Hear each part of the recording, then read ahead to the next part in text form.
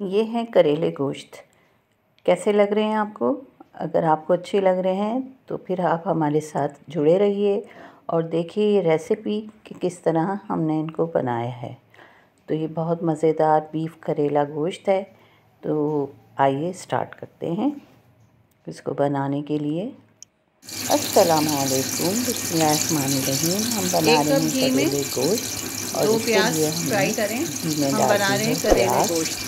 और इसको हम कर रहे हैं ब्राउन। ये 1 किलो है बीफ का गोश्त। इसको हमने फ्रीज़र से अभी निकाल लिया है।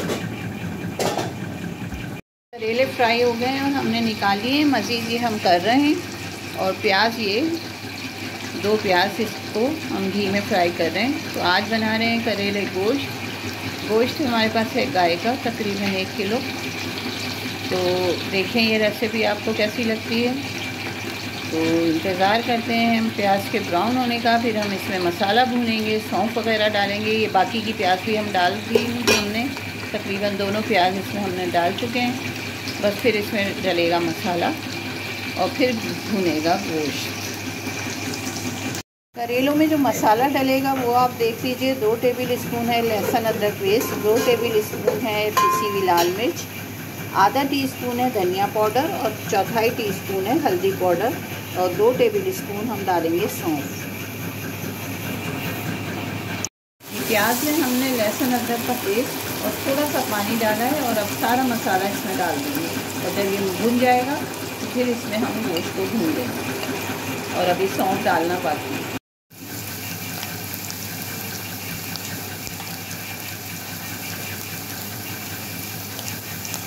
और ये डाल दें इसमें सौंफ। भून चुका है और अब मैं इसमें गोश्त को डाल के और अच्छी तरह भूनने के बाद हम इसमें गलने का पानी डाल देंगे।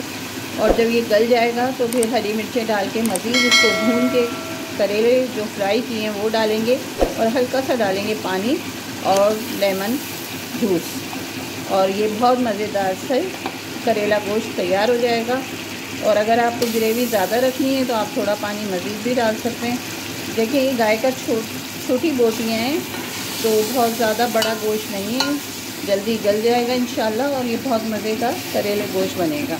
तो हम इसको भून के और पानी डाल देते हैं और फिर इसकी दोबारा भुनाई हरी मिर्चों के साथ करेंगे। तो मिलते हैं आपसे इसके गल जाने के बाद। ये गोश्त गलने के लिए जो हमने रखा था, थोड़ा इसका पानी तो कम हुआ है और अभी हम इसको चेक करते हैं। अगर ये गल गया है तो इसको हम हरी मिर्चें डाल के भून लेंगे। ये आपको 2 चम्मच नज़र आ रहे होंगे। ये मैं इससे पहले भी कई दफ़ा आपको ये टिप दे चुकी हूँ कि ये 2 स्टील के छोटे चम्मच आप इसमें डाल दें और लहसुन की जो डंडी हैं तो इससे गोश्त जल्दी गल जाता है। बस ये जब गल जाएगा, थोड़ी सी देर बाकी है, फिर हम इसको हरी मिर्चों से भून लेंगे। ये गोश्त गल गया है और इसमें अब हम डाल रहे हैं 4 हरी मिर्चें और इसको मज़ीद भून लेते हैं। और इसको फिर भून जाएगा तो हम ये करेले जो हमने फ्राई किए थे वो सारे इसमें डाल देंगे और हल्का सा डालेंगे पानी और 2 लेमन का जूस। तो इसको ज़रा भून जाएंगे थोड़ा। गोश्त भुन गया है और अब इसमें करेलों को डाल देते हैं। थोड़ा सा इन्हें भून लेते हैं और हल्का सा डालेंगे पानी और लेमन जूस। ये करेले भून चुके हैं और अब हम इसमें तकरीबन 1 कप पानी डालेंगे ताकि ये करेले गल जाएं। और जब ये गल जाएंगे तो फिर हम इसमें लेमन जूस डाल देंगे, पिसा हुआ गरम मसाला और हरा धनिया। फिर मैं आपको डिश आउट करके इसको दिखाऊंगी। तैयार हो गया है हमारा करेले गोश्त, बहुत ही मज़ेदार सा और बहुत ही अच्छा। बिल्कुल कड़वे करेले नहीं होते हमारे। और मैं आपको कई दफ़ा ये टिप दे भी चुकी हूँ कि नमक लगा के धोएं, चाहे तो फ्रीज़ कर लें तो उससे भी कड़वाहट ख़त्म हो जाती है। तो ये बहुत ही अच्छे बने हैं और बहुत ही कम मसाले थे। देखे होंगे आपने कि हमने कितना कम मसाला इसमें इस्तेमाल किया है, लेकिन इसका जायका A1 है।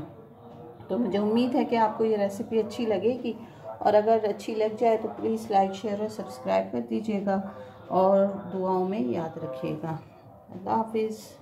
और इंशाल्लाह फिर हम मिलते हैं किसी नई रेसिपी के साथ, क्योंकि हम चाहते हैं कि आप लोग कुकिंग मोहब्बत और प्यार के साथ करते रहें और वो भी बहुत आसान तरीके से। ये हमारा बन गया करेले गोश्त। कैसा लग रहा है?